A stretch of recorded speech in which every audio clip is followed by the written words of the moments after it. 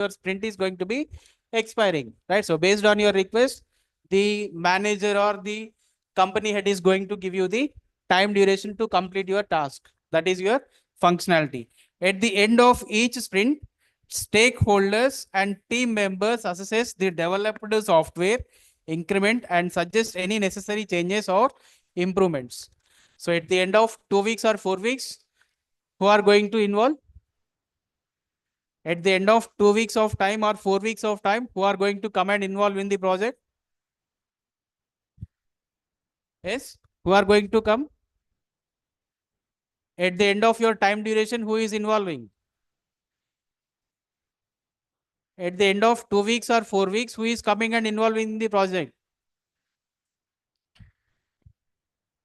Yes, who is coming and involving? So the stakeholders, that is the customers are coming, and the team members who has developed the code is also coming. So if there are any further modifications, right? So if there are any further modifications, depending on the communication that is being taking place in between customer and the developers, they are going to modify. That is, developers are going to modify the code, right? So as soon as this process is going to be completed, then they are going to deliver. That is, then they are going to go for the further sprint. That is, one sprint is completed for 2 to 4 weeks. So if it is accepted, then they are going for the further process. Okay, that is your development process. That is, software is developed over a series of sprints, right? So when you are going for your software, it is going to complete within, or sorry, it is going to complete with the help of series of sprints. That is, after 4 weeks, is your complete project is completed. After 4 weeks, is your complete project is completed. Out of these 5 modules, out of these 5 sprints, is your complete project is finished after 4 weeks? Is it finished? After 4 weeks, listen to the question carefully. After 4 weeks, only 4 weeks, is your complete project is completed? No, right? So we are done with only one sprint. That is only one set of functionality we have done. So how much time it will take? If you are having 5 different modules or 5 functionalities for completing your program, 20 weeks or 10 weeks of time it will be taking for completing all these sprints. Sprint 1, 2 weeks, sprint 2, 2 weeks, sprint 3, 4, 5, like that it is going to take 10 weeks of time, or if possible, it is going to take 20 weeks of time at the maximum. Okay. So software is developed over a series of sprints. So where sprint is taking 2 to 4 weeks, if it is taking 2 weeks, the complete project is done in 10 weeks. So if it is taking 4 weeks, the complete project is done in 20 weeks. Okay. So in each sprint, incremental functionality are developed and deployed at the client side. Okay. In each sprint, what we are doing? We are developing and deploying the project to the customer. Okay.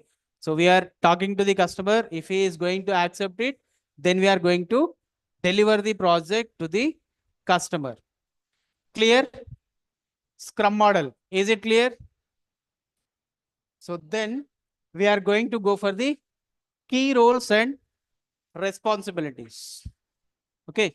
So in Scrum model, we are coming up with customer. In Scrum model, we are coming up with sprints. In Scrum model, we are coming up with the developers, right? So what are the key roles and developments in the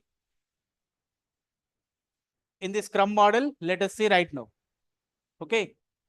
So in Scrum model, what we are coming? So we are having product owner. Who is the product owner? Who is the product owner?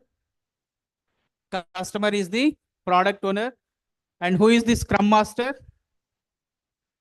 Who is Scrum Master? Project manager is going to act as Scrum Master. And who is team member? Who is team member? Yes, the persons who are developing the code or the persons who are involving in testing are your team members. 3 different roles we are involving in the key roles and responsibilities. One is product owner, the other one is Scrum Master, the last one is team member.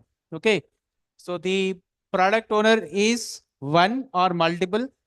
The scrum master is only one, as the project manager is going to be only one in the anyone's office, and team members will be multiple. Okay. So your product owner and the team members can be multiple, and your scrum master will be only single person. Clear? Scrum model it is. So then you are having the artifacts. Okay. So three main artifacts form an important part of Scrum methodology. So what are these artifacts? They are making us to the Scrum methodology. Okay. So those three are product backlog, then it is sprint backlog, right? So product backlog you are having, sprint backlog you are having, and sprint planning and your daily scrums you are having. Okay. So first one is product backlog. It contains the prioritized listing of all the features yet to be developed. So what is product backlog? So as we people are having backlogs, that is whatever the subjects that we are keeping it for the further study. Here also the code is yet to be developed. Okay. The code is yet to be developed. That case we are saying it as the backlog over here. So product backlog is related to the code backlog. That is, we are not written the code. The code is yet to be written. Okay. So the features are written in the form of user stories. So why it is maintaining as product backlog?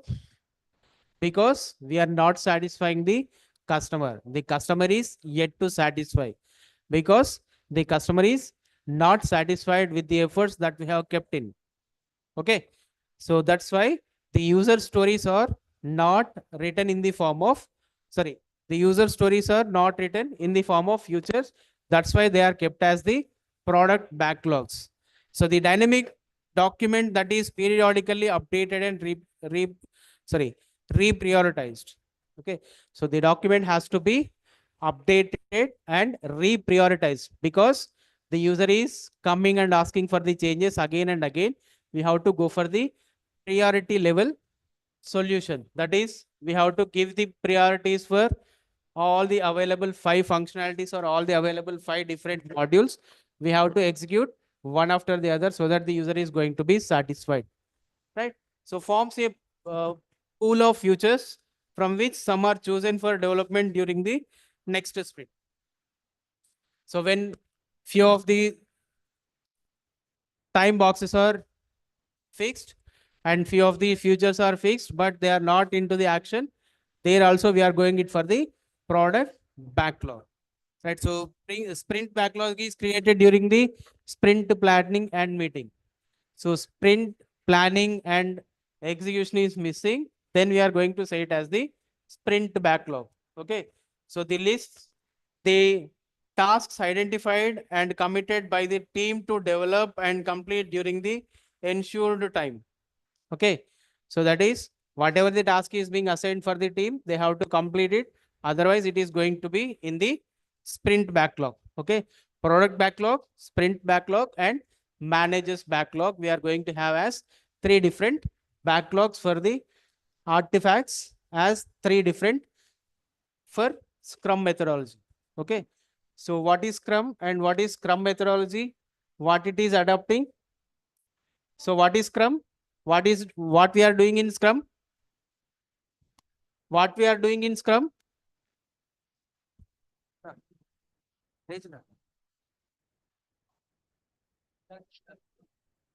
What we are doing in Scrum? Dividing the large problems into small portions, and we are executing those small portions in stipulated time intervals, which are called as sprints. So who are the key persons in Scrum model? Who are the key persons or key roles? What are the key roles in Scrum model? How many are there? 3 are there. Okay, what are those? Product owner. First one is product owner. Second one is Scrum master. The third one is, sorry, team member. The how many Scrum masters can be available? One member can be available. How many product team? Sorry, Product owners can be available. Product owners. Is it one or more than one can be available? Is it only one or more can also be acceptable? So initially we are going with one, but more can be acceptable when it is in terms of the customer. The customers may be one or two depending on the project and their adjustments. Okay. Team members, multiple. Team members can be multiple. So when you are going for the artifacts, how many artifacts are there?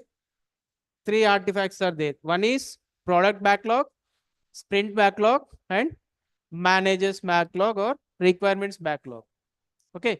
Three artifacts we are using, right? So if you're having any planning, prioritization and all, we are going to do it, we are going to do it in the product backlog. And if you are dealing with the time, travel and elevation, that is execution, it is sprint. And when it is going for the managing about the project, it is managers. Okay. So it is the example of sprint burn chart, right? So when you are giving permissions, so this is indicated in the hours manner and it is indicated in the days manner. So if your sprint is not completed, you will be provided with number of days. So this you can show the progress of your program, that how you are executing your program or how you are writing your coding part. Okay. So is it clear? Right? No, no. Is it clear?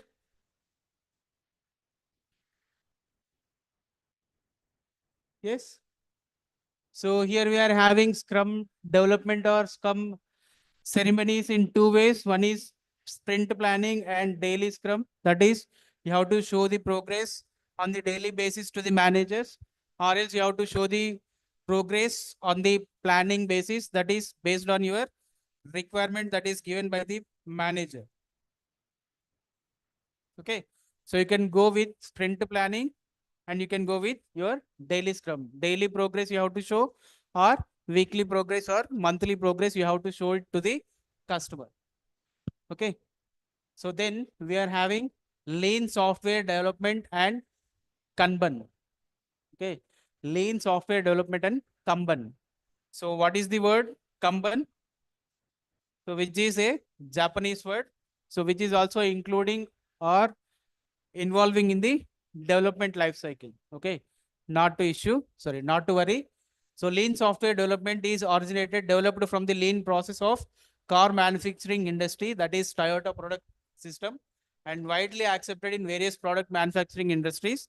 So this is why we are taking it as the lean software development, right? So the central theme is to achieve overall process efficiency by eliminating waste and delays. Okay. So what is the intention? So eliminate the waste, you eliminate the delays, you complete the project. Okay. So waste includes rework, gold plating, scope, creep, delay in staffing, and excessive documentation. All these comes under your delays. That is your waste. Okay. So Kanban methodology is means signboard in Japanese. Okay. So provides visibility to the workflow of to identify and eliminate bottlenecks. That is, whatever the problems that you are having, that is going to be eliminated with the help of Kanban. Definition of Kanban, okay, which is indicating as signboard, right? So Kanban board and Kanban cards, right? So what we are seeing the Kanban board as eliminating the waste and giving us the good product. Okay. So here Kanban boards and Kanban cards are available for us. So here Kanban board is typically a whiteboard with sticky notes called as Kanban cards representing a work items. So what is Kanban board? It is having just like our board. If you are going to stick something or some futures onto it, it is going to be called as our Kanban board. So columns represent different stages of development like coding, reviewing, testing, and etc. So here you can see when we are having a particular diagram over here.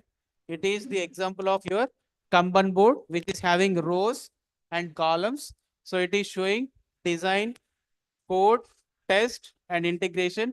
And it is also showing the design phase where it is having, so which level it is having, coding part, which level it is having, and test part, which level it is having, and integration part, which part or which level it is having.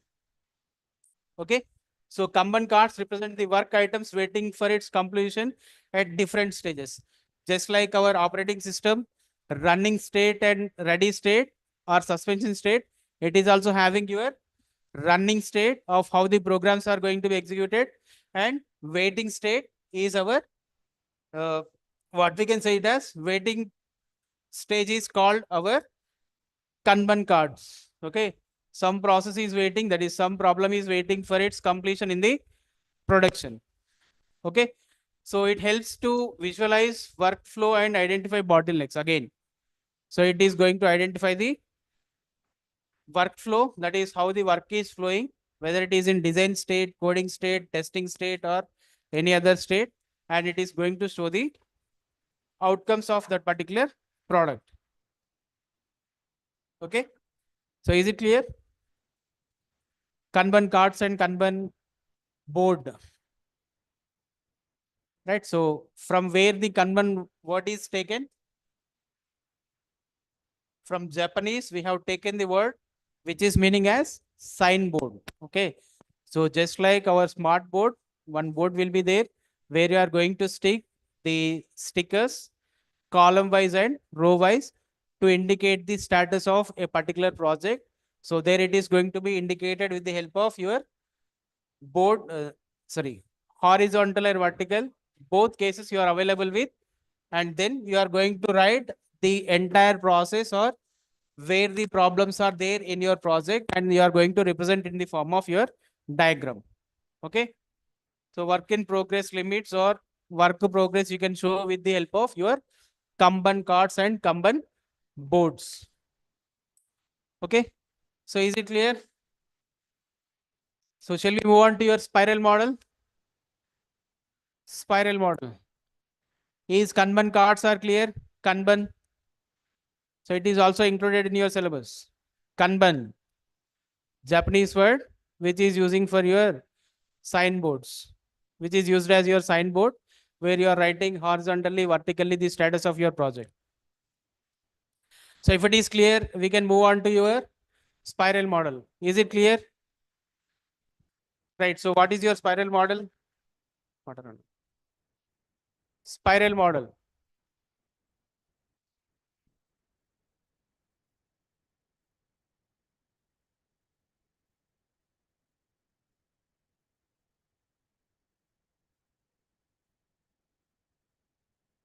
Right. So what is your spiral model? So how it is going to be represented? How it is going to be represented? Spiral model. So is the topic finished? Spiral model. So, so this is your diagram, or this is your diagram. So this is one, this is two. So which one is your spiral model? First one or second one? First one or second one? First one is your spiral model. Okay, that you are having idea. See, the spiral model is named for its diagrammatic representation that looks like a spiral with many loops. So how many loops are there? There are many loops in the spiral model. Okay. Each loop of the spiral represents the phase of the software process. Okay. So they are saying you are having loops, and it is also indicating the phase of your life cycle model. Now tell me how many loops you are going to get. No, initially we came to know that we are going to have n number of loops. That is fine. Now, according to our phases, waterfall model phases or iterative model phases, how many loops we are going to get? 5 loops we are going to get, starting from requirement analysis, planning, design, testing, and maintenance or deployment. So 5 loops we are going to get when we are going to have your spiral model as your SDLC. That is your software development life cycle. Okay. As we are having 5 phases, we are going to have 5 different loops for the spiral model. That is fine. So the number of phases, loops can vary from project to project. Is it true? So if you are going to involve with 6 phases, your loop size is going to be increased to 6. If it is going to be 7, loop size is going to be increased to 7. So if it is 10 in cases, it is going to be increased to 10. So depending on the project size and project risks, your loops are going to be increasing. That is, your spirals are going to be increasing from time to time. The condition is the project has to be in that particular requirement. Okay.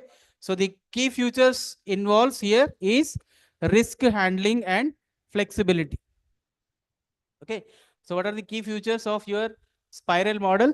You can have the spirals, that is, you can have your risks. If you are going with your first spiral, that is first loop, you can have your risks over here. You can sort out your risks and then you can go for your solutions. That is, risk handling is easy when you are going with your spiral model. Okay. At one spiral, you are having planning. At one spiral, you are having requirement. At one spiral, you are having design. At one spiral, you are having document. At one spiral, you are having development. At one spiral, you are having your complete deployment. Okay. So all these things can happen with the help of your spiral model. Okay. So if you are having any issues in requirement stage, you can easily handle those risks in requirement phase. If you are having any issues in your documentation phase, you can handle your risks in documentation phase. Documentation phase. Okay, that is the key feature over available here. Okay, and it is easy to run with the programming as well. Okay, so it is flexible and it is risk handling is going to be very easy when you are going with your spiral model. Okay, so risk handling in spiral model is going to be the adverse circumstance that might hamper the successful completion of a software project. Okay, so risk handling is going to be successfully giving us the best and better results when we are going for your spiral model. Example, data access from a remote database or remote database being too slow. Okay. So when you are going for your data getting from the database, it may be too slow. Okay. So here having your phases of spiral model. So like all the other phases, you are also having your phases over here in spiral model. But according to your textbooks, these are given as quadrants. Okay. According to your book, these are given as your quadrants. Okay. So other case, you are going to have it as phase 1, 2, 3, 4, 5. But according to your books, it is given as your quadrant 1, quadrant 2, quadrant 3, quadrant 4, and quadrant 5. Like this, they are given the phases. Okay. So each phase in spiral model is divided into 4 quadrants. So how these are divided? Each phase is divided into 4 quadrants. Okay. So for example, if you are having planning phase, if you are having planning, this is divided into 4 different phases. That is 4 different quadrants it is divided. So quadrant 1 is object setting and risk identification. Second one is risk evaluation and prototyping. Third one is development and verification. Right. So quadrant 4 is reviewing and planning. Right. So here, if you are available with this particular phase, that is requirements gathering phase, this is again divided into 4 different variations, which are called as quadrants: quad 1, quad 2, quad 3, and quad 4. So what is quad 1 is doing? That is quadrant 1 is doing. It is setting the objective and risk identification for the project that what we are taking. Okay. So what is the quadrant 1 is taking? It is taking, that is, it is setting the objective of this particular process of what we are doing in the project. and then it is identifying the risk. So if you are going to follow the process, what are the risks that are associated with? So it is identifying those things. Okay. So the role of quadrant one is fixed. Okay. It is setting the objective and it is identifying the risk. So similarly, the objects are investigated, elaborated, and analyzed. Right. So what are the objectives of this particular phase are going to be identified. They are going to be elaborated. That is, they are going to be briefly explained, and they are also going to be deeply analyzed. By the whom? First quadrant is doing all these tasks. Okay. And second task, what it is doing? It is doing the tasks of risks involved in meeting the phase objectives are defined. Right. So when you are identifying your problems, that is when you are identifying your objectives, when you are about to elaborate your objectives, and when you are doing the analysis of these objectives, what are the risks that you are going to face are going to be also identified by this particular first quadrant itself. Okay. So then it is giving you the alternative solutions for the phase are proposed. Right. So if you are getting any sort of errors, right? So objectives are fixed, elaborated, analyzed, risks are also analyzed, and risks are also fixed. So then it is going to give us the alternative solutions. So if this is going to be the case, that is, if this is going to be failure, ways you can go for the solutions that also can be identified and given by the quadrant one. Okay. So we are fixing with the 4 quadrants, and we are also adopting to the solution. That is, what is the process that is going to be taken by the each and every quadrant is also being given. So clear with this one? First one, these 3 objectives, what we are doing in phase 1 of your quadrant. So these quadrants are going to be done for each and every phase. 5 phases you are having now. For every phase, these are going to be the 4 quadrants. Clear with the first one? Clear? What we are doing in quadrant 1? What we are doing in quadrant 1? We are setting with the objective and risk identification. Set the objective of the quadrant, that is, set the objective of the project, and then go for the identification of the project. That is, objective has to be set and risk has to be identified. So we are following the steps and we are executing the quadrant 1 and fixing it for the further levels. Okay. So the quadrant 1's role is finished. So once these 3 points are covered, quadrants 1 role is finished. Then we are moving on to the quadrant 2, and then we are going for the risk evaluation and prototyping. So what to do in risk evaluation? You are having several issues or you are having several risks in the phase. So if you are going to keep those issues, or if you are going to keep those problems as it is our project is going to be completed? If you are keeping your problems as it is in the phase, is your problems are going, sorry, is your project is going to be finished? No, right? So when your problems are not going to be covered, you are not able to go for the further proceedings. So then what we have to do? We have to evaluate that particular risk, what we are getting in the particular phase. Okay. So we have to evaluate the phase and we have to go for the prototyping, that is designing of that particular phase. Right. So how to design and how to evaluate, let us see. So alternative solutions are evaluated to select the best possible solutions. What we are doing? We are going with multiple solutions where we are not going to get the errors, or where we are not going to get any kind of problems. That is, we are going to come up with multiple number of solutions, and we are going to go for the one solution where we are not going to get any kind of mistakes or errors.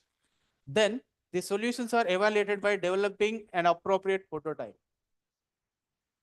So the phase is fixed, that is, risks are there, risks are being evaluated, and we are giving the prototype for the phase.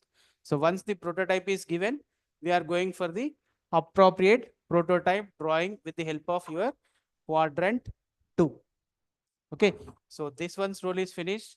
This one's role is also finished. Then what to do next? So prototype is fixed. So once your prototype is fixed, what is your next role? That is your design part is finished. What is the next role? Coding part we have to go. Then the third quadrant is going for the development and verification. So what you are doing in development? You are writing the code, you are testing it. Okay. So you are developing the code and you are testing it. Instead of testing, what is the name that we have used? Verification we have used. Okay. So the third quadrant is doing development and verification. So in development, developing and verifying the next level of the software. So what the development is doing, it is checking for the next level of the software, because if you are doing our project as on today, we are going to deliver the project after maybe 2 years or maybe after 3 years. After 3 years, what is the software is going to be existing in the market? That we need to check.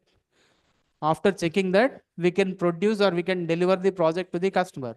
So if you are delivering your project with the old software, and when the product is going to be released into the market, is it going to be updated one or old version? Old version of project is going to be available in the market. So as a customer, you are happy to agree with your old software or new version of software? You are expecting always new versions only, because we know already the old version. Okay. So those take care, you have to take care when you are going for developing your product as well. Okay. So the last one is, sorry, the next point which we are going to see is identified features are implemented and the next version of the software is available. Okay. So you are going to identify the versions of the software which are already available, and what are the updated versions that are going to exist after 2 years, or what is the advanced technology that we can include in the project, that we are going to take care, and that is the thing we are going to include into the project, right?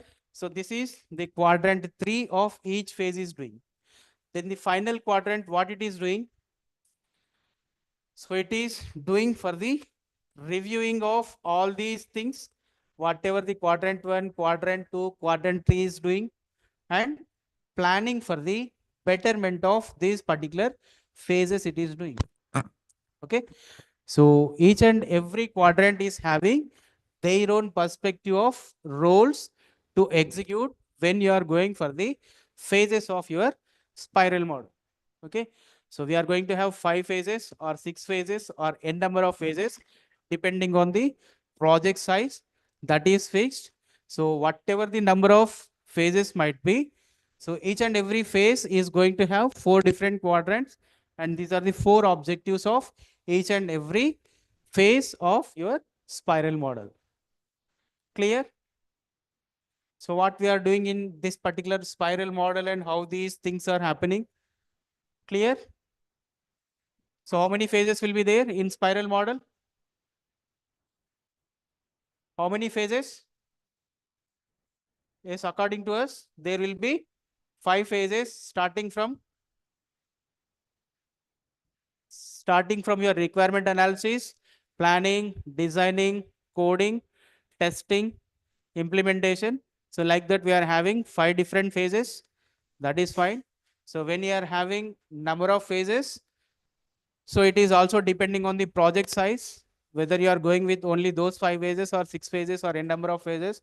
That is also clear, right? So when you are going for the spiral model, you are easily, that is flexibly, you are moving on to one phase to the other phase, or one model to the other model, or one level to the other level. That is also good. And you are handling the risks very easily when you are going for your spiral model.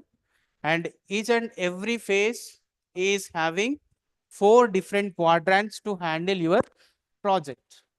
Okay. So that is the beauty of your spiral model. Clear? Right. So here you can check again. Once we are praising the model, we are also having the advantages and drawbacks. Okay. So where we are praising a lot, there we are dropping a lot. Right. So what are the advantages and drawbacks over here? We can see. So first advantage we are having is effective risk management, because we are at each and every quadrant we are describing about the risk identification, evaluation, reviewing, testing, and delivering it to the customer. And then it is flexible, that is whatever the phase you are adopting, you can easily run with your phase, you can easily run with your program, you can easily run with your product. That is also good. So continuous improvement is there because we are going in level by level or phase by phase. That is also good. So combination of models is also there. That is, if you are going with the small model, you are available with 5 phases or minimum of 4 phases. If you are going with large number of size, it is available with 7 phases or 8 phases or number of phases. As the product size is increasing, it is also adapting to the multiple number of levels. That is also good. Then what is the drawback? So when the size is increasing, your risks are also increasing, it isn't it or not? When your size is increasing to n models or n levels, what is the complexity of the project? So when you are having 5 levels or 5 phases, your product is going to be better one, or when you are having 7 levels, your product is going to be better one. For risk identification, solution, and all those things, keeping in view of all those things, when you are having 5 levels, is it good? Or when you are having 7 levels, is it good? 5 levels, when you are having 5 levels or 5 phases, it is going to be better project because the complexity or uh, production is very easy. So when your phases are increasing, levels are increasing, your complexity is increasing, your risk is also increasing, solutions are also going to be increased. Okay, so that is the complexity is increasing. So as the complexity is increasing, that is levels are also increasing, what it is going to give us directly or indirectly, it is going to affect us on the cost. Okay, so if it is a software project, we have to purchase the software, we have to go for the installation, and we have to go for the purchasing and all those things. So the cost is going to be increasing, that is high cost, right? So when you are going for the not so it is also not suitable for the outsourced projects. Okay, so what do you mean by outsourced projects? So if XY, two persons are there as customer and developer, but when the developer is not ready to take the project, he is going to assign it to someone else. He is going to take charge as part of developer, and he is going to develop the project, and he is going to deliver it to the customer on behalf of Y. So in that case also, it is not going to be the case of acceptance. Okay, so because customer and developer are taking place, that is their discussion is going on. So developer is directly or indirectly, he is giving instructions to the some other party and getting the project ready for the customer. Okay, so there the exchange of words are not taking place according to the customer. He is expecting something, the developer is providing some other thing. Okay, so in that case also, it is not going to be acceptable one, right? So finally, we are coming to a conclusion of what is a product, sorry, setting an appropriate life cycle model for a project. Okay, so after seeing all these things, you are seen spiral model, RAD model, incremental model, evolutionary model, right? So waterfall model, iterative waterfall model, V model, right? So we have seen n number of model in today's class. Then what are the factors that you need to consider to choose for a project are displayed on the screen? Okay, so what are the factors that you need to consider when you are selecting a appropriate life cycle model for your project? Okay, when completion of your second year, third year, in fourth year, you might be going for your projects. Okay, so when you are moving on to your projects, what is the model that you need to choose for your project, and how you need to choose your project life cycle? That is the question. So what are the factors that you are going to check?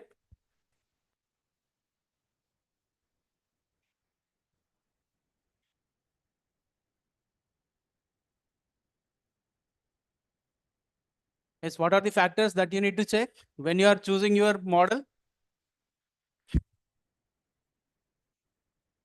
So what are the things that you need to consider when you are choosing your appropriate model for your construction or development of your project?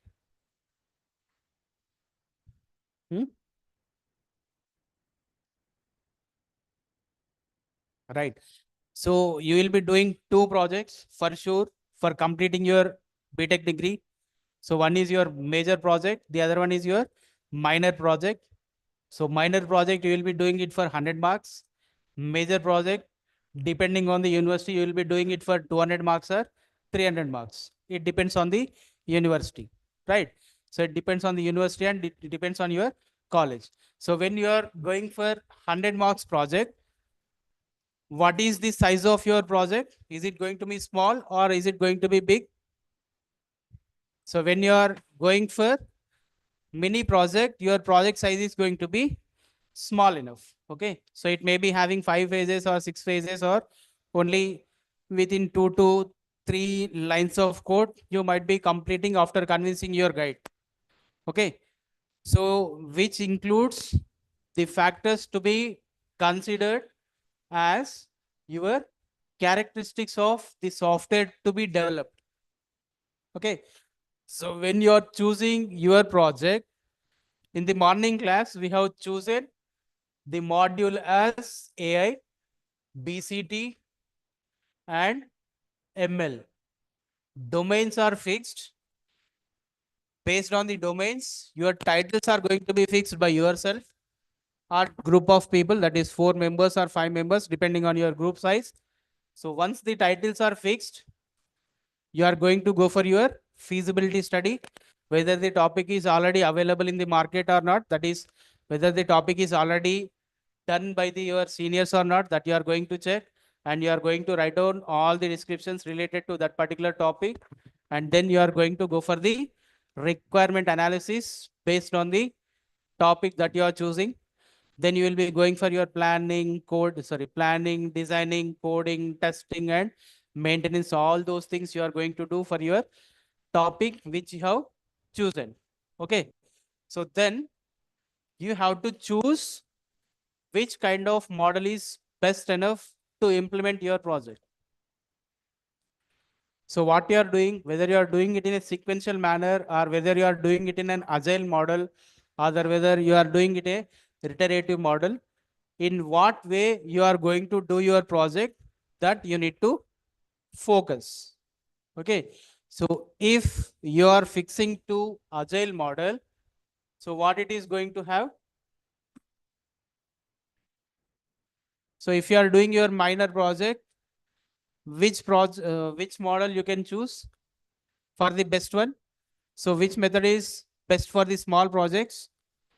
So you can go for your agile model, or you can go for your evolutionary models, or you can go for your iterative waterfall model. Okay. So when you are going for your agile model, it is favored for small services of projects. So what kind of projects we can overcome or we can come up with agile models? When you are having small projects, you can go for your agile methodology or agile models. So when you are going with the iterative waterfall model, preferred for product and embedded software development. So if your project is associated with embedded system or embedded system software, that is, if your software project is also associated with ECE people, then you can go for your iterative waterfall model, right? So if you are going with your evolutionary model, then it is suitable for object oriented development projects. So when you are going for your OOPS concepts of projects, there you can go for your evolutionary model. Okay. So what you are doing in evolutionary model, you are adding and keeping on increasing, right? So what are the characteristics of the development team? The development team must be in experienced team. Okay. So as we are doing it for the first time, that is minor project we are doing, we might not be having any experience. We are having the experience of coding. Okay. So there also we can consider it as your team is an experienced team because of your code writing skills. Okay. This is what you can choose and how you can go for your selecting an appropriate project model or life cycle model for your project. Clear? Is it clear? Yes. Is it clear?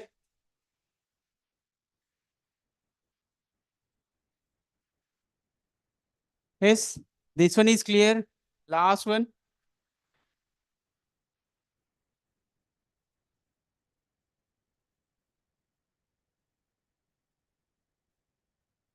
Yes. Last one is clear. How to choose a project model for your project. Clear? So based on your characteristics, based on your team size, based on your duration, you have to go for your choosing of the particular project. Is it clear? Right. So if this is clear, this is our first unit according to your syllabus, whatever we have seen from the yesterday's morning to till now. Okay. So that is your complete unit one. So still, if you are having any doubts, you can raise your hands. I will come to you and I will clarify your complete doubts. Okay. Uh, Take 5 minutes of time. You can have your discussions within yourself. So if you are having any problems or any deviations or any doubts, you can raise your hand. I will come to you and I will clarify your doubts. Okay.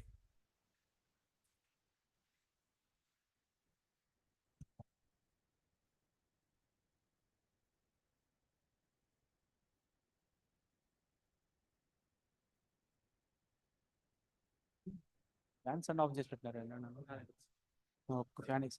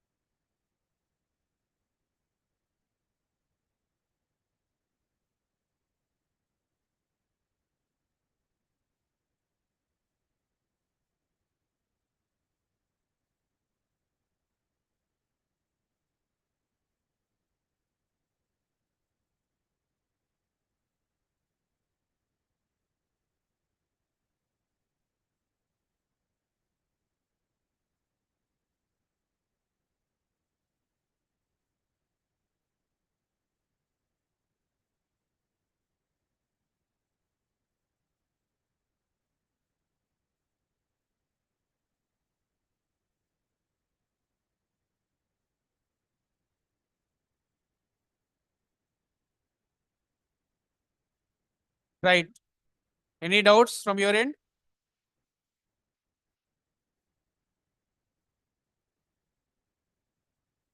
Yes. Any further clarifications? So if nothing is there, we can move on to our next topic.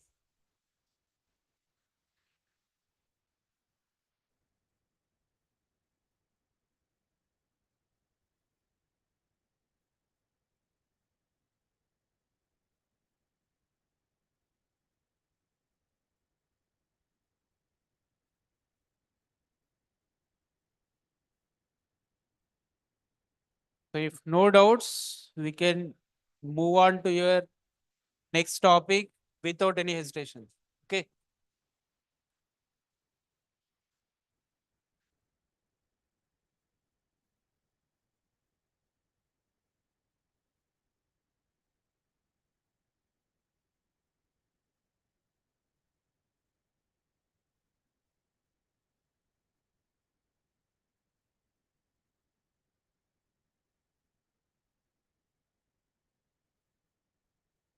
Right. So if you are not having any doubts, we can quickly move on to your next topic, which is software project management. Okay.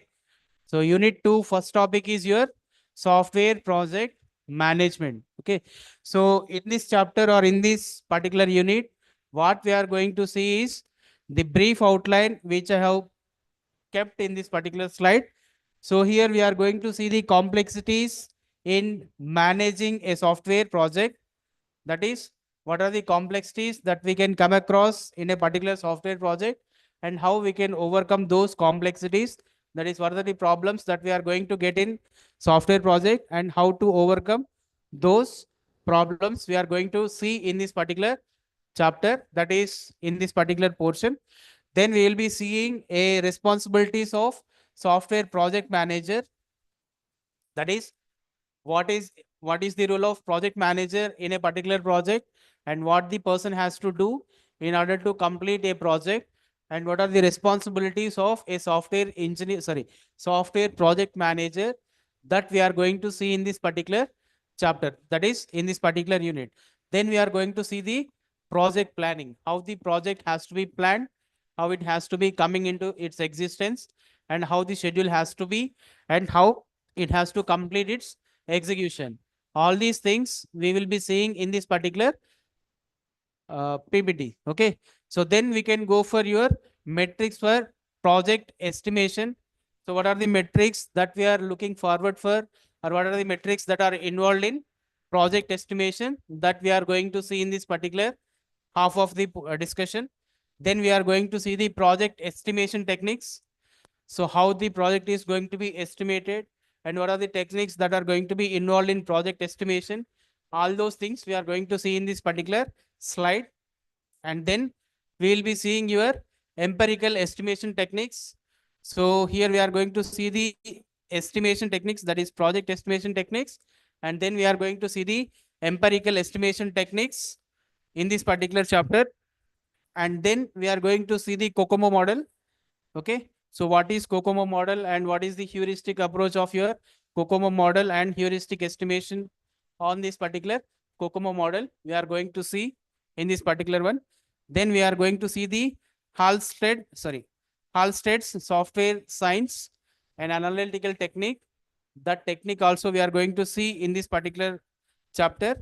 And then we are going to see the staffing level estimation, how many members have to be involved and how what is the size, how many of them are to be programmers, how many of them have to be the developers, how many of them have to be the testers, how many of them have to be the some other key role persons in the project. That also we are going to see. And then we are going to see the scheduling, that is how much amount of time is going to be given for a project, and within the time if you are going to submit, what are the benefits that we are going to get. If it is not going to be completed within the stipulated time, what is the extension of time that we are going to expect or that we can expect from the customer to complete our project. That is going to be seen in the scheduling part. And then we are going to see the organization and team structures, how the organization, that is how the company has to be and how the team has to be in order to take up in order to take up a project, and in order to complete the project, how the team size has to be, how the team members have to be, and how the organization have to be, and what are the roles that the organization is going to give for the team members, and what is the prioritization of team members and managers in that particular team. All those things we are going to see in this particular chapter. And then we are going to see the staffing, that is number of peoples involving in a project, number of people who are watching from the outside, number of people who are testing, and sorry, number of people who are judging the project. All those things we are going to see in this particular software project management. And then we are going to check with the risk management. What is a risk, how we are going to overcome it, and what are the kinds of risks that we are having, and if the types of risks are there, how to overcome from those risks, we are going to see in this particular chapter. And then we are going to go for the software configuration management, how the software has to be configured and how it has to be managed. All those things we are going to see in this particular portion of our entire discussion. Okay. So if possible, we will cover all those points, or else we can cover up to few points where there is a necessity. Okay. So then we are going to check with your miscellaneous plans. Okay. Right. So this is the outline of what we are going to see in the next few more minutes. Right. So next one is our the learning objectives of this particular concept. So what do you mean by software project management, and what are the learning objectives of this particular software project management? So what is the first objective? So what is the first objective of why we are going for this software project management? What is the first objective? Why we need to go for reading this software project management? How many of them are involved? Check here. So what is the outline is giving us, or what is the outline is suggesting us? What is the outline is suggesting us? We are going to deal with what kind of things? What are the things that we are going to deal with? So what is your title? So you are going for the software project management. So how many phases are involved in your software project? In general, you are involving with 5 different phases, starting from your requirement phase, planning, design, coding, testing, and maintenance. Very good. So when you are going for your software project, that has to be managed, right? So what are the roles that we have seen so far? How many members are involving in a project? How many members are involving in a project? 3 types of people are involved. Okay. What are those 3 types of people are involving?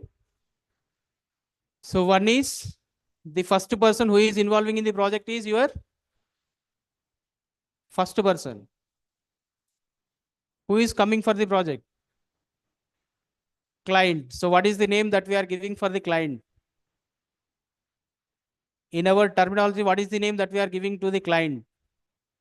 Customer is coming for the project. So first person is your customer. So what is the next role?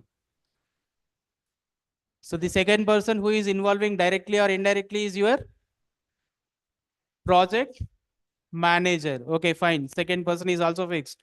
Project manager is involving. Third person,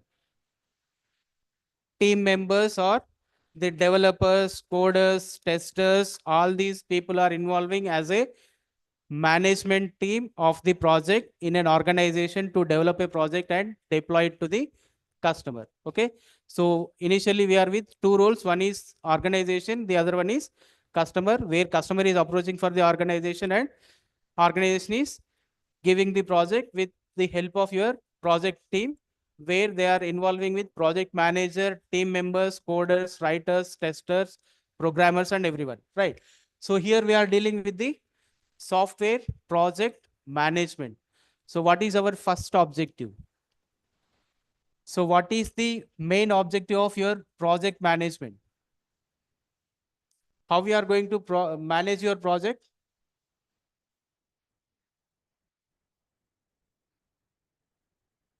So if the customer is coming to you and asking you for the project of ATM project, right? And you are ready to deliver the project called LMS, that is Library Management System. So is your project is satisfied? The idea is something else, that is ATM project that the customer is in need of, but you are giving him a project called LMS. Instead of ATM, you are producing LMS as your outcome. So is the customer is going to accept? Then is your team is functioning perfectly? Is your team is functioning perfectly? No. So where you are lagging? Which phase you are lagging? Which phase you are lagging? So have you identified the problem at the first phase? That is your requirements phase. Have you identified? No. Planning phase? No. Design phase? No. Right? So customer involvement is there in which model? Each and every model, the customer involvement is there, or only in few models, the customer involvement is there? In each and every model, your customer involvement is there, or only in few models, your customer involvement is there? Only few models you are having your customer involvement as more. What are those models where your customer is having much importance? What are those models where the customer involvement is more? Where you are having more involvement? Which model? Whether it is evolutionary model or RAD model or prototyping model, which model you are having the involvement of customer the most? Or agile model, where you are having your customer involvement as the most thing. So you are keeping customer or representative of customer in one model, and you are doing the project, right? So which model you are doing it? Agile model you are doing by keeping a customer in the there itself in an organization, or as a representative you are keeping the person and you are doing with the project. Then so which part of the phase the customer has to identify? Which part of the phase the customer has to identify the problem? Which part of the phase the customer has to identify the problem? Ma? So if your requirements are gathered from the customer by the development team and they are showing the planning as something else apart from the ATM, they are going with LMS. Is the customer could able to identify it? Is the first customer should identify it or not? Customer should identify it or not? So you are asking for a different model and your project team is showing you different model. It should be identified at the first phase or not? Is it has to be identified at the first phase?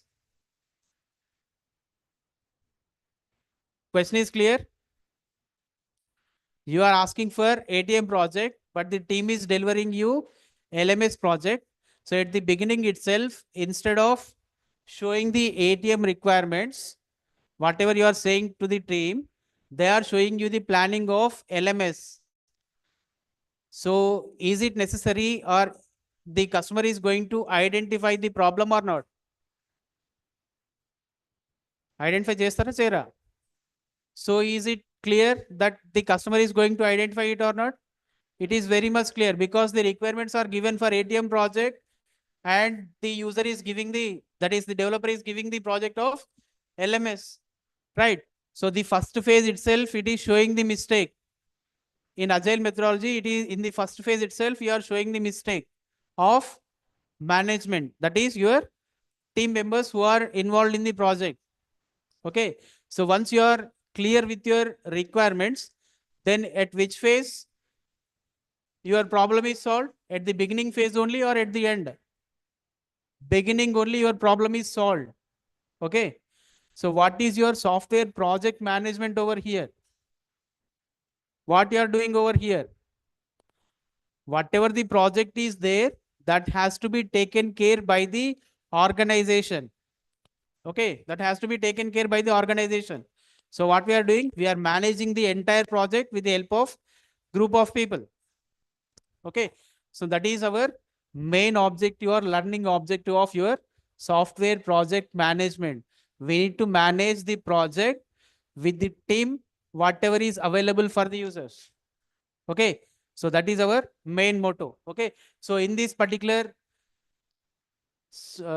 part of our discussion, we are going to discuss about the basic concepts of software project management. That is, what is software project management?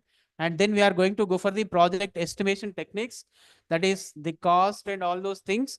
And then project scheduling, then organization and project team structure and configuration of management. Okay. So here we are coming with the main goal. See, the main goal of software project management is to enable group of developers to work effectively towards the successful completion of a project. Okay. So what is the main goal of a software project management team? So they have to take care of the completion of the software project, whatever that is being coming to them. Okay. So as a customer, if you are coming to an organization and asking for the project, they have to deliver the project that is required for you. So if you are asking for ATM, they have to deliver the project called ATM with the functionalities and all those things. If you are asking for LMS, they have to deliver the project with the help of LMS functionalities and all those things. So if you are asking for ATM and if they are producing you LMS, then your project is going to be thrown into the dustbin. Okay. Without hesitation, he will throw it into the dustbin and he will file a complaint against you because you are giving a wrong project. Okay. The goal is not met. Right. So the effective project management is crucial to the success of any software development project. So who is crucial person over here? The management is the crucial person when you are dealing with the project, because the customer is not going to come and ask the developers, that is code writers, about the project. To whom he is going to ask? He is going to ask the management, that is organization or the team lead. Okay. Whatever the hierarchy of the organization is there, he is going to come and pose questions to the those people who are responsible for answering him. He is not going to come and ask you about, that is the code writers or the planning people. He is not going to come and ask you about the plan, coding part, testing part, and all those things. He is going to ask you the project management team or project head. He is going to ask. So in the past, several projects have failed not for want of competent technical professionals, neither for the lack of resources, but due to the use of faulty project management practices. Okay. So most of the projects have failed due to not of the coding part or not of the any other reason, but the management skills. That is how the project has to be completed and how it has to come into existence. This is where the organization is lagging, where the team is lagging. Due to that reason, most of the projects have not been come into the existence. That is successful nature. Okay.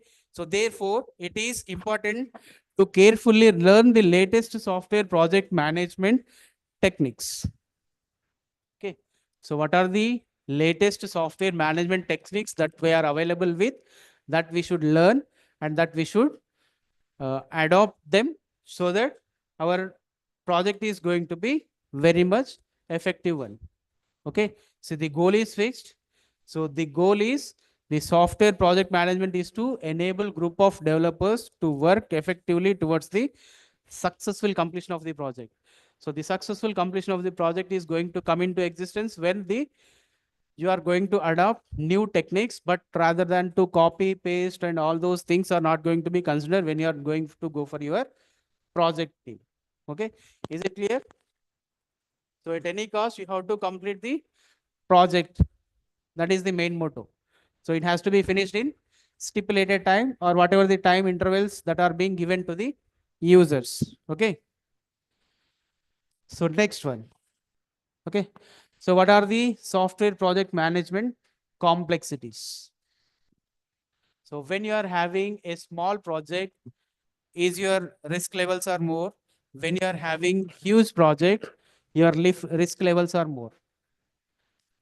When you are having small project, your risk levels are more, or when you are having large projects, your risk levels are more.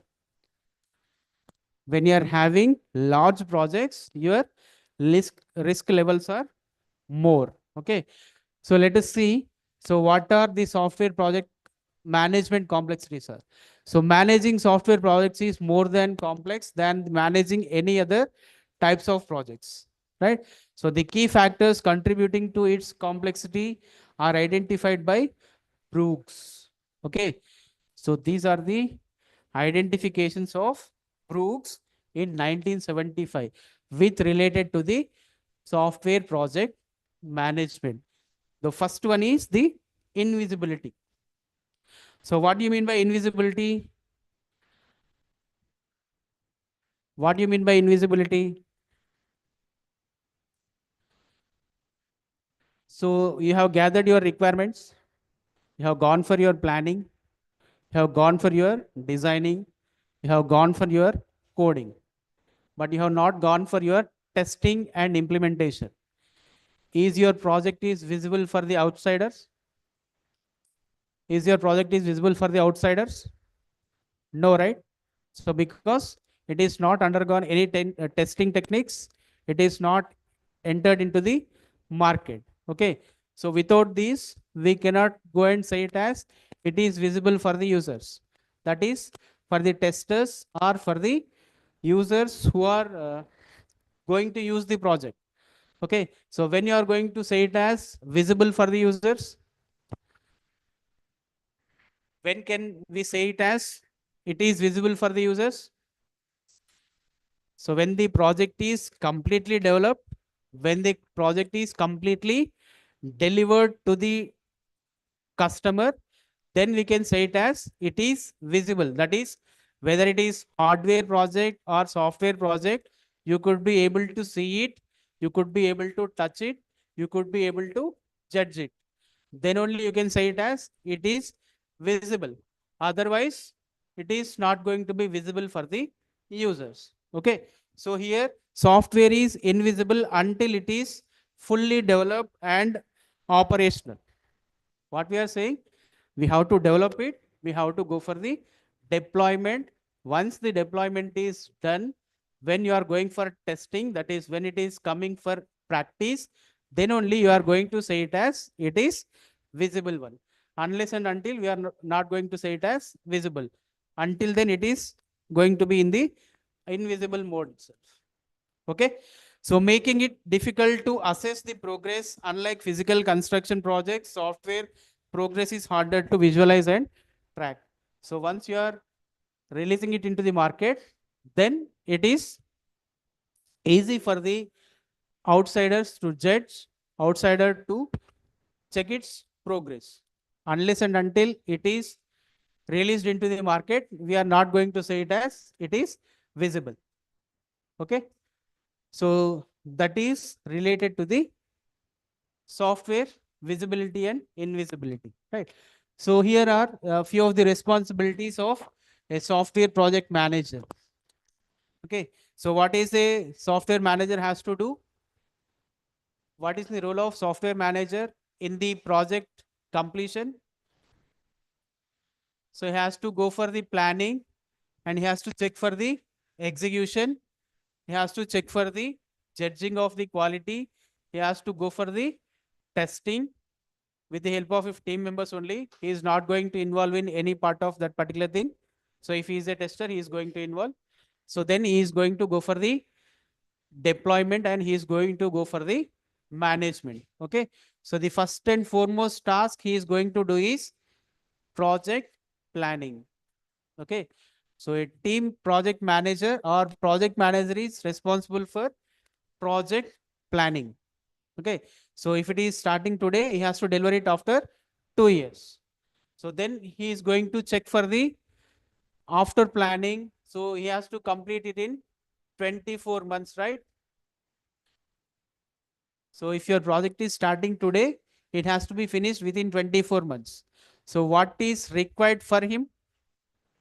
So within 24 months, how can I complete my project? Okay. So as an organization manager, he is thinking about how can I complete that particular project in 24 months, right? So how can he complete? How can he complete the project within 24 months of period of time? Is he alone responsible for the complete project? Can he complete the project in 24 months as a sole member? As a sole person, can he complete the process? How? So when you are getting the answer as no, how many members he can include? How many members he can include in the project?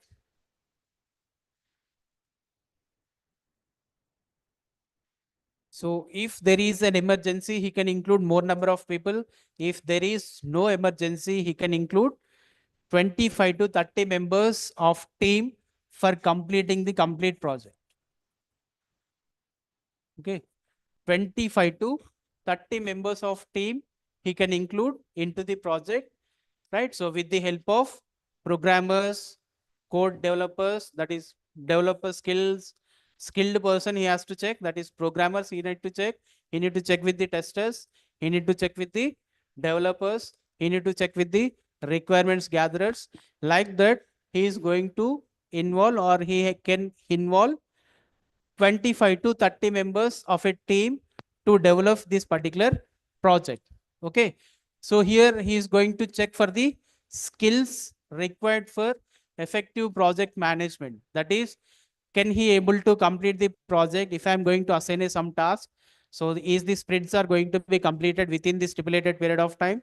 So what is the time duration that is given for a sprint? 2 to 4 weeks. So in 2 to 4 weeks, if I'm going to assign a task for so and so people, are they going to complete it or not? If it is not going to be completed, what is the alternative solution that I can go for? Right? So likewise, he will be having multiple number of questions in his mind, and he is going to come up with the skills required for the effective software project management. Okay. And then he is going to take 25 to 30 members of people where they are code writers, testers, developers, and maintenance team. He is going to make a team as a group of 25 to 30. Then he is going to assign the task to those people. Okay. So then he is going to expect qualitative judgment and decision making. Right. So after the team is selected, he is going to assign the task. He is going to go for the splitting of the task. So coders will going to write for the coding part when the requirements are being gathered, planning is being done, designing part is done. After these three phases, after the series of these actions with the involvement of customer, if these three things are finished, then they are going to write for the coding part. So once the coding is done, they are going to go for the review that whether the code is going to give us the exact output what the user is expecting or not. They are going to check and they are going to go for the solution. So if it is going to give us a correct output, then he is going to give us, that is the manager is going to be satisfied. If it is going to give us the wrong output, then again he is going to go for the judging, that is testing, and he is going to go with the different kind of solution for the given problem. Okay. So here qualitative judgment and decision making is going to be done by the project manager with regards to the team. Okay. So then So it involves the project planning. That is, the project planning can be involved in multiple number of ways, or multiple roles are going to be given in project planning, right? So project planning in software development is going to have your, what it is, size estimation. What is the size of the project team has to be? Then what are the effort estimation? So what do you mean by effort estimation? So if you are going to involve 25 to 30 members, are they going to work for us free of cost? Free of cost, are they going to work? No, we have to pay some amount. Then only they will work for us, or then only they will be giving us the outcome. Okay. So we need to pay the salaries, right? So as you pay, so you work. Okay. So sorry, effort estimation has to be done. And then cost estimation. If the customer is asking frequent of changes, then the budget is going to increase. So he has to take care of the cost estimation with related to those 25 to 30 members with regards to the customer, and he has to estimate the duration, how much time or in how much intervals of time we can complete that particular project. He has to take care. Then he has to include more number of people or project staffing he has to take care. Then he has to go for the scheduling. How much time is required for completing that particular project, he has to take care. So he has to undergo all these process, and these processes going to be done or carried out by the project manager in the project planning itself. So complete things he has to go or undergo when you are going for your project planning itself. Okay. So all these things he is going to expect, and all these things he is going to estimate, and he is going to ask depending on the requirements of the customer, the money, more better project, or he can give you the product with less requirements with more effectiveness. That might be the scenario. Okay. So project planning in software development or software project is going to be in this particular fashion. Okay. So wherever you are having any delays or stage delays, you are going to seek the permission from the customer, and you are going to deliver the project to the customer. Okay. So then you are going to have the sliding window planning. So what do you mean by sliding window planning? So whenever you are showing some architecture or some requirement based on the requirements of the customer to the customer, if he is going to accept it, then it is okay.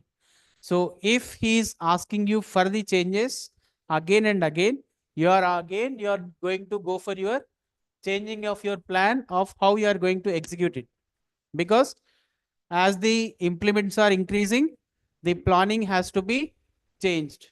Okay. So whether it is going to be short-term plan or long-term plan, how you are going to overcome the requirements of the user, you need to check, and then you need to go for your estimations, right? So here the challenges in planning large software projects are going to make us in the sliding window planning. That is, so whenever the requirements are increasing from the customer's end, you are going to change your plannings, and you are going to execute your multiple number of programs. That is your team project you are going to change. Okay. So this is your software project planning. Okay. Software project planning or software project planning for manager planning, we can say. Okay. So organization of the software project management plan, that is SPMP, we are going to say. Document is going to contain the introduction of the project, the objectives of the project, the major functions of the project, performance issues, then the management and technical constraints of the project, as the first part of the project of organization. Then second part, it is going to go for the project estimation, where it is going to have the, so where it is going to have your historical data used, estimation techniques used, effort and resources, cost and project duration estimations, all these things, it is going to be seen in the project estimations. So coming to the schedule, work breakdown structure, it is going to check people, hardware and software, and special resources, if you are having any, that is going to be checked. While coming to the staff organization, it is going to check with the team structure and management reporting. And while coming to the risk management plan, it is going to go for the analysis, identification, estimation, and abatement procedures. And finally, it is going to go for the project tracking and control, where metrics to be tracked, tracking plan and control plan are going to be involved when you are going for your SPMP, that is software project management plan. Okay. So this is what is our SPMPs.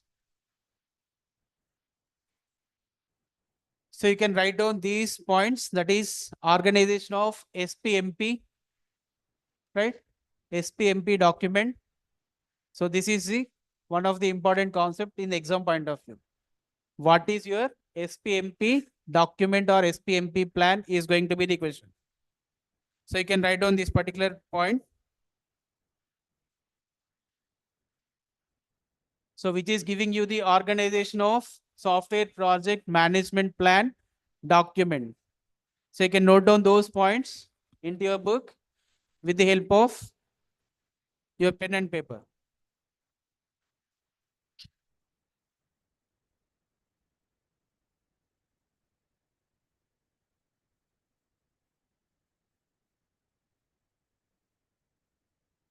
Once it is done, just let me know.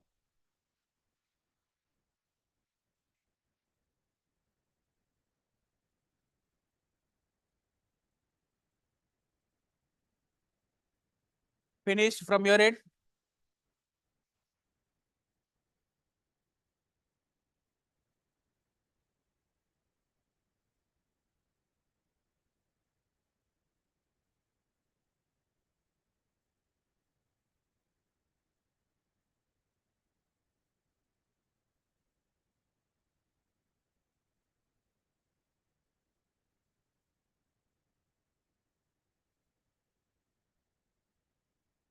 It's finished.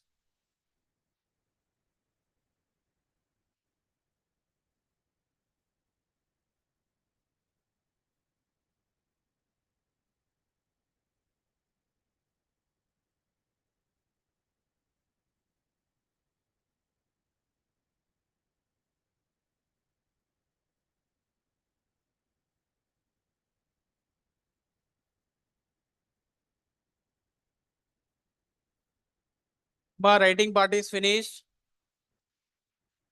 Just to, just to.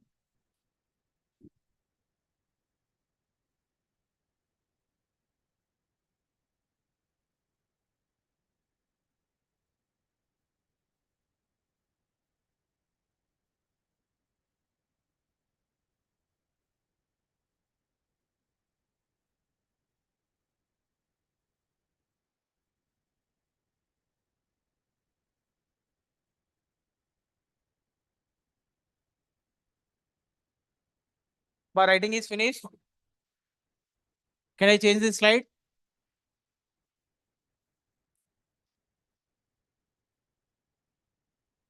Can I go for the change of slide?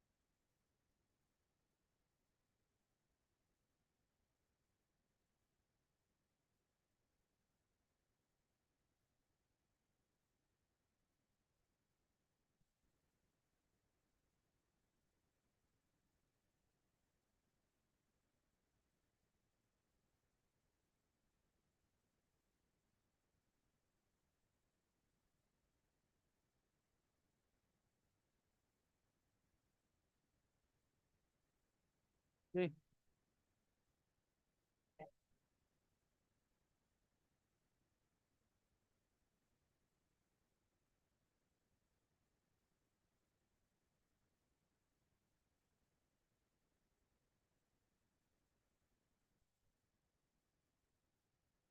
No,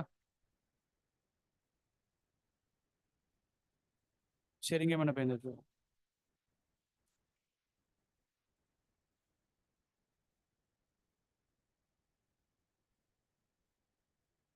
keyboard access రాదు.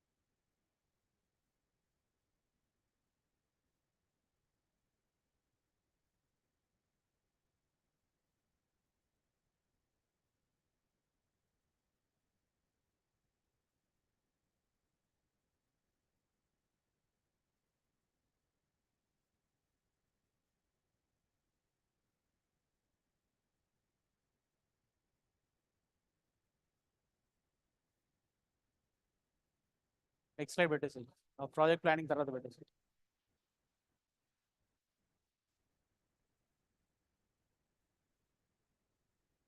Next దాని తర్వాత. Okay. So once the previous slide is done, you can copy this slide.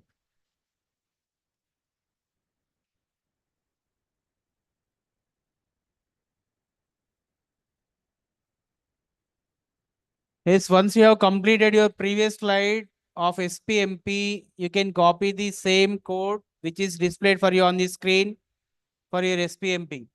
That is Software Project Management Plan. SPMP stands for your Software Project Management Plan.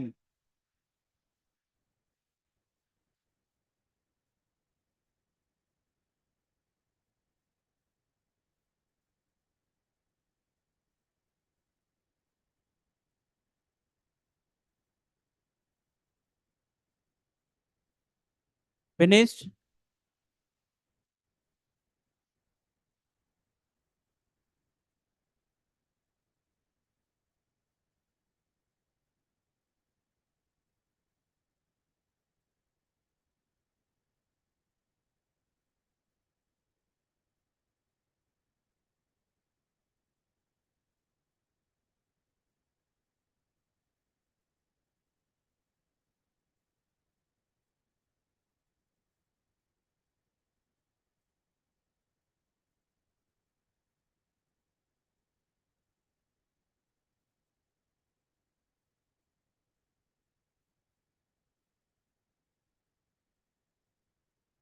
It's completed writing.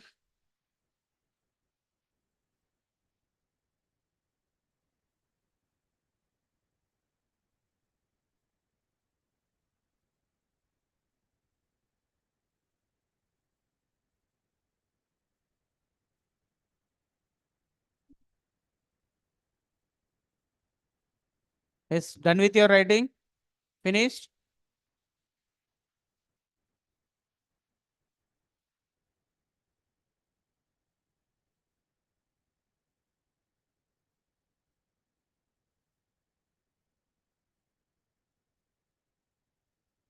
Yes, finished writing. Right. So if it is done, we can move on to the further discussions. Okay. So, so then we will be seeing the metrics for project size estimation. Okay. So what is the project size has to be, and what are the metrics that we need to take to carry out a project that we will see. So project size estimation includes your accurate estimation of project size is crucial. Okay. That is selecting your team size is very, very important when you are going for your project size, and then the efforts, completion time, and the cost are going to play the major roles when you are going to go for your project estimation. That is your project size estimation. So if you are going to go with limited number of people, your size is going to be limited. If you are going with huge number of people, your size is going to be more, right? So it depends on your schedule as well, right? So the size of the project is not simply measured by the source code, size of the executable code. Instead, two popular metrics used. Those metrics are your lines of code and overview of lines of code. Okay. So it is not going to be measured based on your size, is not going to be measured based on your two aspects. Those are two aspects are your bytes of source code and your size of executable code. Not based on these two things, it is not going to be measured. That is your software size is not going to be measured on these two parameters. The parameters which are going to be checked when you are going to go for your project execution is your lines of code and the overview of your lines of code metrics that you are going to involve in your project. Okay. So what do you mean by lines of code? What is the size of your project? How many lines you are going to give your complete project? That is going to be checked with the help of your lines of code. Whether you are going to write 100 lines, 200 lines, 1000 lines, or 10,000 lines, it doesn't matter. But when you are going to write the coding part, that is lines of code, it has to be executed. That is, LOC is a simple and widely used metric to measure the project size by counting the number of source instructions. Okay. So when you are going to write the lines of code, it is going to check with the number of source instructions that you are keeping in your project lines. Okay. So then you are going to check with your functional point. Okay. Number of lines you are keeping, then how to measure those number of lines, right? So you can measure with the functional point with your number of lines. So, okay. So then you are going to introduce the concept called your functional point metric, where the functions are going to be defined and checked for the each and every lines of code that you are going to write. Okay. And then you are going to check with your functional point metric, and then you are going to go for your miles of assumptions and storages. Okay. So then you are going to check with your interfaces, and then you are going to go for your advantages of functional point metrics, and then you will be going for your system function as a mapping of input data into the output data. Then you are going to check with your input and output data, that how you are going to get from the input. Okay. So how many members are involved, what is the size, and how you are going to get your output. Okay. So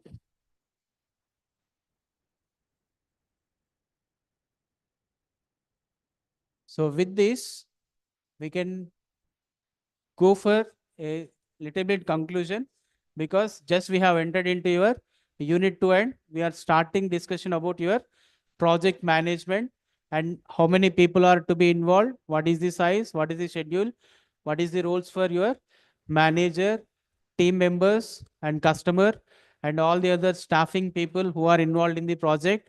So when you are writing the lines of code, how it has to be, that is how the functional point is coming and how the functional point metrics are coming for the existence when you are doing your complete project. Okay. So the main goal of your software project management is, what is the main goal? What is the main goal of your software project management?